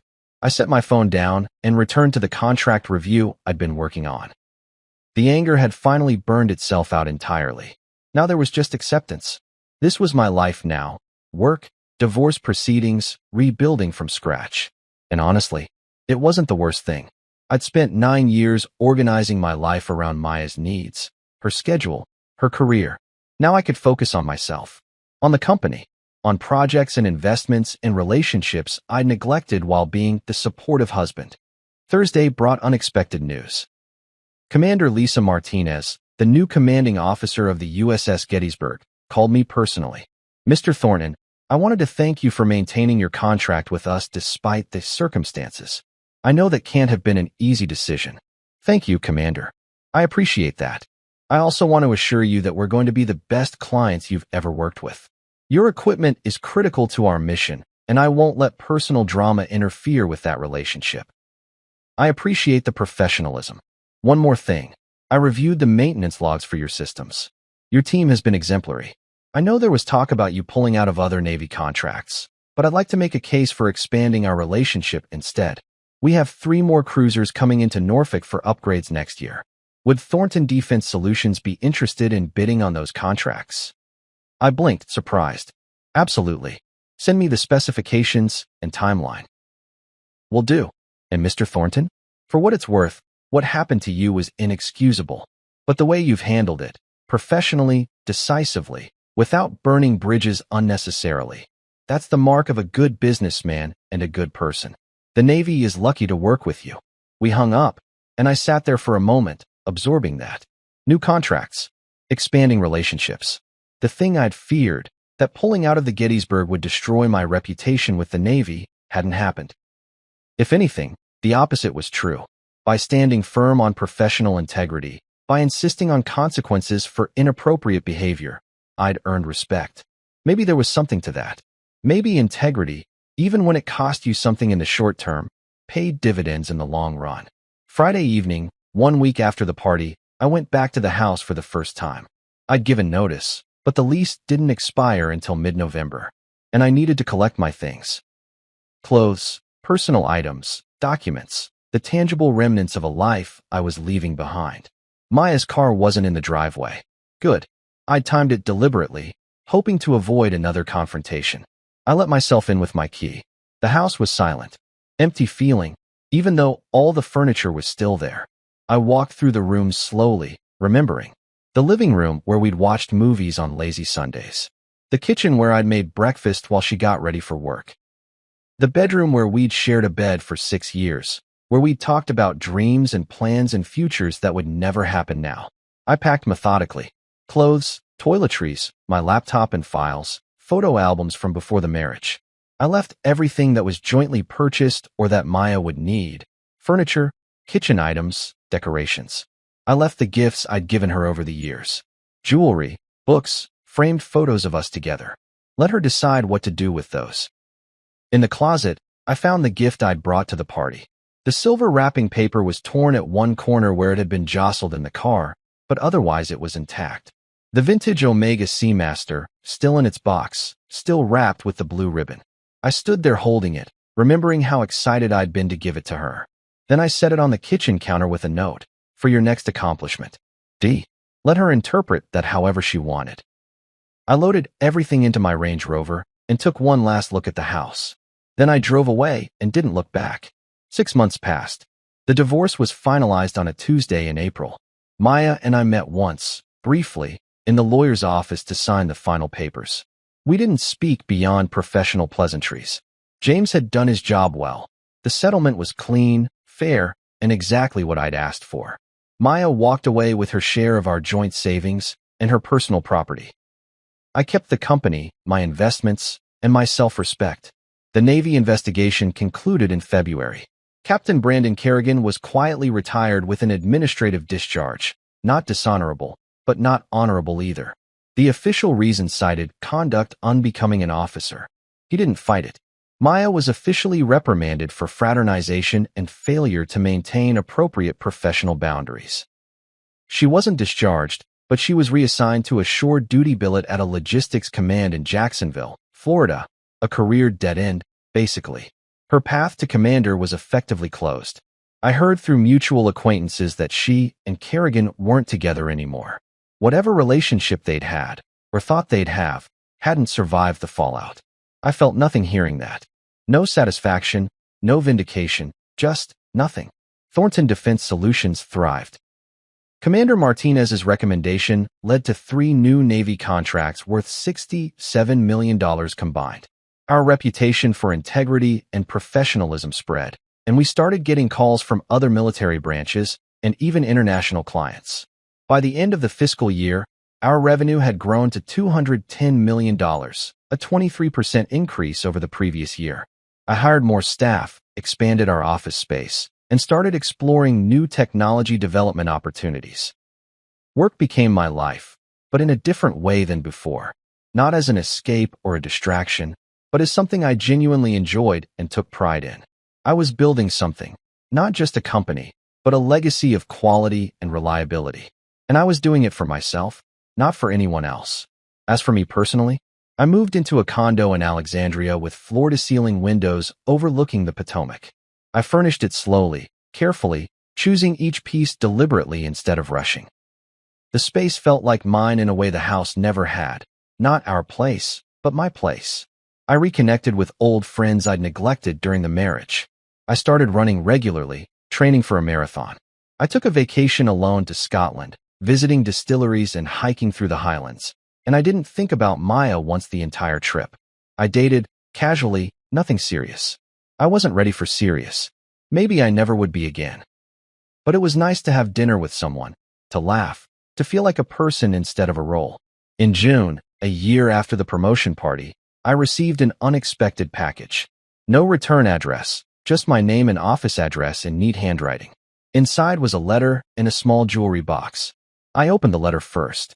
David, I don't expect you to read this, and I don't expect you to respond. But I needed to write it anyway. You were right about everything. I took you for granted. I used you. I built my career on the foundation you provided and never appreciated what that cost you. I thought I was entitled to your support, your money, your patience, your love, without giving anything back. And when Brandon offered me something that looked exciting, dangerous, dramatic, romantic, I jumped at it without thinking about you at all. I've spent the past year in therapy trying to understand why I did that. Why I said yes in front of all those people, why I smiled while they laughed at you, why I thought any of it was acceptable. I still don't have a good answer. I was selfish. I was cruel. I was so focused on my career and my advancement that I forgot there was a person standing beside me, holding me up, making it all possible. By the time I realized what I'd lost, you were already gone. My career is over. Not officially. I'm still in the Navy, but the trajectory I wanted, the rank I was working toward, that's gone. I'll finish my 20 years at some logistics command and retire as an O4, which is exactly what I deserve. Brandon's career is over too. He blames you, but I know better. We did this to ourselves. I don't expect forgiveness. I don't expect anything from you. I just wanted you to know that I understand now, too late, what I had and what I threw away. You were a good husband. You were a good man. You deserved so much better than what I gave you. I hope you're happy now. I hope you found someone who appreciates you the way I should have. I hope you've built the life you wanted, free from the burden of supporting me. Maya. P.S. I found this in the house when I moved out. I can't keep it. It's too painful. I hope you can return it or donate it. I'm sorry I never got to wear it. I set the letter down and opened the jewelry box. The vintage Omega Seamaster gleamed inside, perfectly restored, the leather straps supple and new, the crystal clear as glass. I picked it up, feeling the weight of it in my hand. 60 years old, military history, naval tradition. I held the watch for a long moment, turning it over, watching the second hand sweep smoothly around the dial. $8,000. 3 months of searching. All that excitement about giving it to her. and she'd never even taken it out of the box. I set it back down gently and picked up Maya's letter again, reading through it one more time. It was a good apology. Honest, self-aware, taking full responsibility. A year ago, maybe even 6 months ago, it might have meant something. It might have cracked open the door I'd closed, made me wonder if reconciliation was possible, if we could salvage something from the wreckage. But now it just felt sad.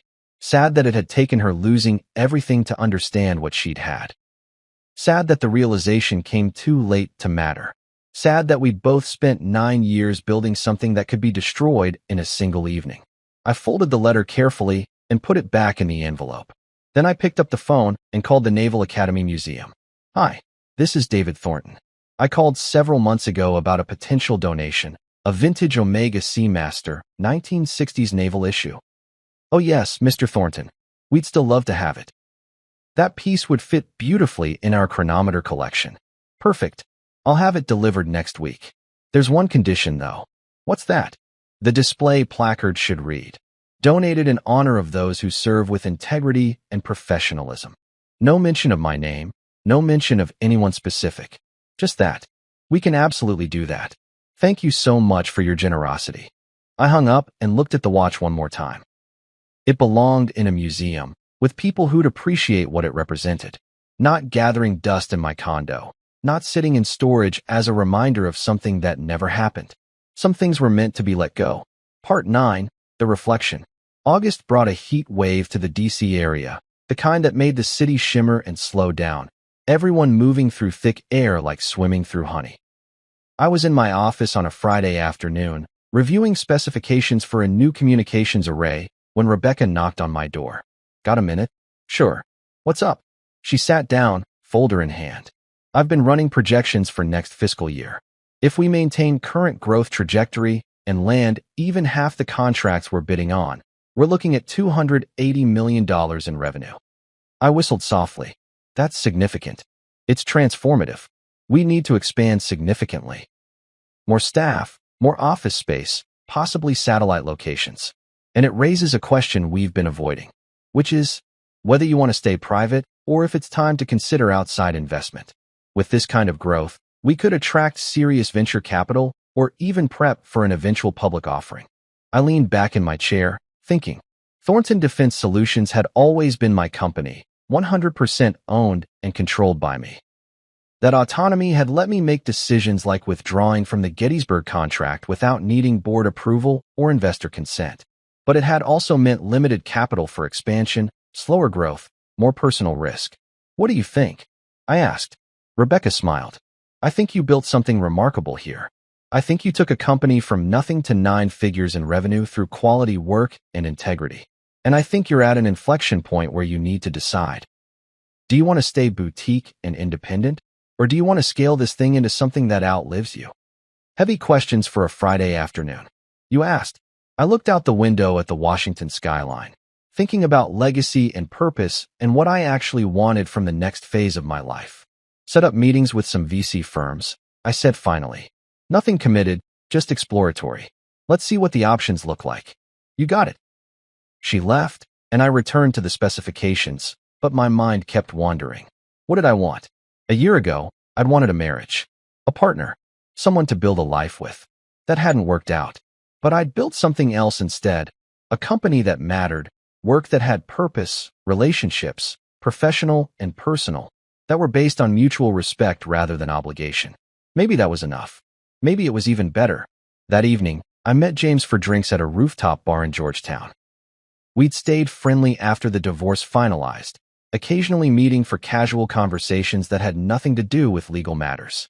He was good company, smart, funny, and one of the few people who knew the full story of what had happened without judgment.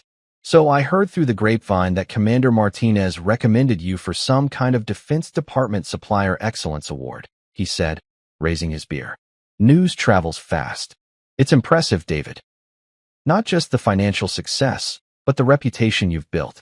People in the industry talk about Thornton Defense Solutions as the gold standard for integrity and quality. That's gratifying to hear. Do you ever think about what would have happened if you'd handled things differently that night? If you'd just swallowed the humiliation and carried on? I considered it. Sometimes. But I don't think I could have. Once the contracts were canceled, once the ball was in motion, there wasn't really a way back. You could have tried. You could have apologized to Maya, begged her to work it out, pretended none of it mattered. And then what? Spent the rest of our marriage knowing that 80 people had watched her say yes to another man while they laughed at me? That she'd only stayed because the alternative was worse? That would have poisoned everything. James nodded. I agree. I'm just saying. You had a choice in how to respond, and you chose the nuclear option. Most people don't have the courage to do that. Or the resources. Fair. But still, you burned your life down and rebuilt it better. Not everyone can say that. We drank in comfortable silence for a while, watching the sun set over the Potomac. You ever hear from Maya? James asked eventually. She sent a letter a couple months ago. Apologetic, self-aware, taking full responsibility. I didn't respond. Are you going to? I don't know. Part of me wants to acknowledge that she did the work, that she understands now what she didn't understand then. But another part of me thinks any response just reopens a door that needs to stay closed. What does your gut say? My gut says some things can't be fixed. And that's okay. Not every story gets a redemption arc. James raised his glass. To close doors and new chapters. I clinked my glass against his. To moving forward. September marked a year since the promotion party. I didn't plan anything special to commemorate it. I wasn't interested in dwelling on anniversaries of pain. But the date came anyway, insistent, and I found myself thinking about it despite my best efforts. A year ago, I'd walked into the officers' club with a gift in hand and walked out with my life in pieces. Now, a year later, I was sitting in a corner office of a successful defense company, looking at contract proposals worth hundreds of millions, planning expansion and growth in futures I'd never imagined. Everything had changed, and somehow I'd survived it. More than survived, I'd thrived. That evening, on impulse, I drove out to Virginia Beach. Not to the house. New tenants live there now, their cars in the driveway, their lives unfolding in the space Maya and I had once shared. But to the beach itself, the public access point where we'd sometimes walked in the early days of our marriage. The sun was setting, painting the sky in oranges and purples, and the beach was mostly empty. Just a few stragglers walking dogs or sitting in beach chairs, soaking up the last warmth of summer. I took off my shoes and walked along the water's edge, letting the waves wash over my feet. A year, 12 months since everything fell apart. And I was okay. Not perfectly healed. There were still moments when I'd see something that reminded me of Maya, or hear a song we used to like, and I'd feel that familiar ache. But those moments were fewer now, further between, less intense. The grief had receded like a tide, leaving behind something calmer and clearer. I thought about the letter Maya had sent, still sitting in my desk drawer at home. I'd read it probably a dozen times since it arrived, each time looking for something different. Anger to reignite, forgiveness to offer, closure to find. But it was just a letter. Words on paper, honest and heartfelt, but ultimately unable to change what had happened or undo the damage. Maybe that was the real lesson in all of this. Some things couldn't be fixed with apologies or explanations or good intentions. Some things were just broken, and the only way forward was to accept that and build something new from the pieces. I pulled out my phone and opened a new message to Maya's number. I typed, I got your letter. I appreciate you taking responsibility and doing the work to understand what happened. I hope you find peace. I hope your career stabilizes and you find whatever it is you're looking for. But I don't think we need to be in each other's lives anymore. I think the kindest thing we can do for each other is let this be the end. Take care of yourself. David.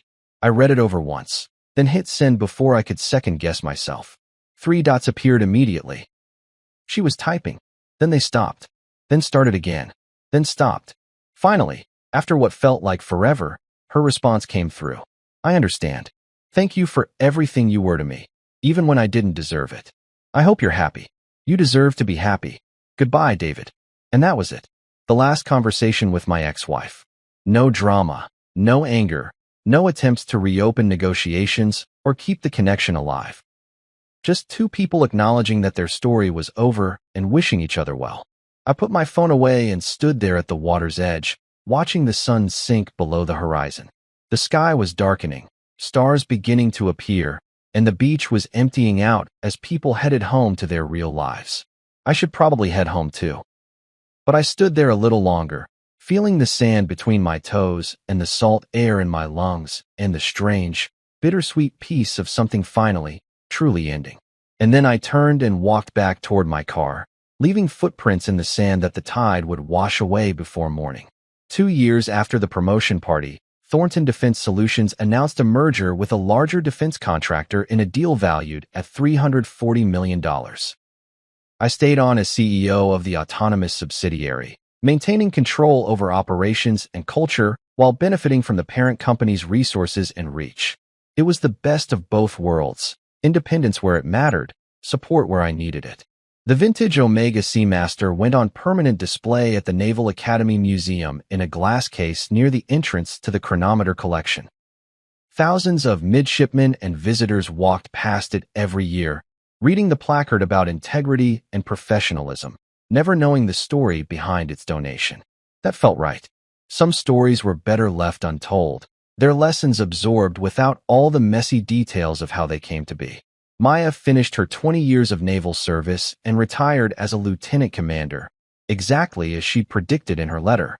I heard through mutual acquaintances, fewer now than there used to be, that she'd moved to Colorado and was working as a consultant for a logistics company. She'd never remarried. Neither had I. Some people weren't meant for second chances at marriage. Some people learned their lessons and carried them differently. Captain Brandon Kerrigan disappeared into civilian life. I never heard what became of him, and I never looked him up. Some people didn't deserve the real estate in my thoughts. As for me, I built the life I wanted. The company grew and evolved. My personal life found its own rhythms: close friendships, occasional romantic relationships that didn't progress to marriage but brought joy and companionship anyway, hobbies and interests I'd neglected during the years of being the supportive husband. I learned to cook properly, took up woodworking, ran that marathon I'd trained for, and then ran another one. I traveled, Scotland, then Japan, then Argentina, always alone, always on my own schedule, answerable to no one. And slowly, gradually, the wound healed. Not because I forgot what happened, I never forgot, but because I integrated it into who I was, let it teach me without defining me. I learned that love without respect was worthless, that supporting someone didn't mean erasing yourself, that sometimes the kindest thing you could do was walk away from people who didn't value you, even if, especially if, you loved them. And I learned that the opposite of love wasn't hate. It was indifference. That's what I eventually felt when I thought about Maya. Not anger, not longing, not bitterness, just a kind of neutral acknowledgement that she'd been part of my life once, and now she wasn't. We'd shared something, and then we'd ended it, and life had continued regardless. That was the real power, I realized. Not revenge, not making them pay or watching them suffer or proving they'd made a mistake. Just living well, building something meaningful, moving forward without them. That was the quiet victory. 3 years after the promotion party, I met someone. Her name was Elizabeth. She was a project manager at an aerospace company, sharp and funny, and completely unimpressed by my success. We met at an industry conference, started talking about propulsion systems, and somehow ended up debating the best pizza in DC instead. She had her own career, her own apartment, her own life. She didn't need me to support her or save her or provide her with anything except companionship and partnership. We took it slow. Months of dating before anything serious. A year before I met her parents. 2 years before we talked about moving in together. I never told her the full story of what happened with Maya. Just the basics. Married young, grew apart, got divorced. The details didn't matter. What mattered was that with Elizabeth, I was building something different. Something based on mutual respect and equal partnership, and both of us being whole people who chose to be together rather than needing to be together. It felt healthier, calmer, less dramatic, and more sustainable. And when she asked me once, over dinner at the condo with the Potomac view, what I'd learned from my first marriage, I told her the truth. I learned that you can't love someone into valuing you. You can't sacrifice yourself into matching to someone who's decided you don't. And I learned that walking away from disrespect isn't cruel or vindictive, it's necessary. She nodded, understanding immediately. And I learned, I continued, That the worst thing you can do to someone who hurt you is move on completely. Not to punish them, but because your happiness and success are the best possible proof that they didn't break you. Elizabeth reached across the table and took my hand. Are you happy? I thought about it honestly. The company was thriving. My personal life was fulfilling. I had friends, hobbies, purpose, and someone across from me who saw me clearly and chose me anyway. Yeah, I said, surprised by how true it felt. I am. Good, Elizabeth said, squeezing my hand. You deserve to be. And maybe that was the real ending to this story. Not revenge or vindication or watching my ex-wife and her failed relationship suffer. Just me, sitting across from someone who valued me, in a home I'd built for myself, with a life I'd reconstructed from ruins.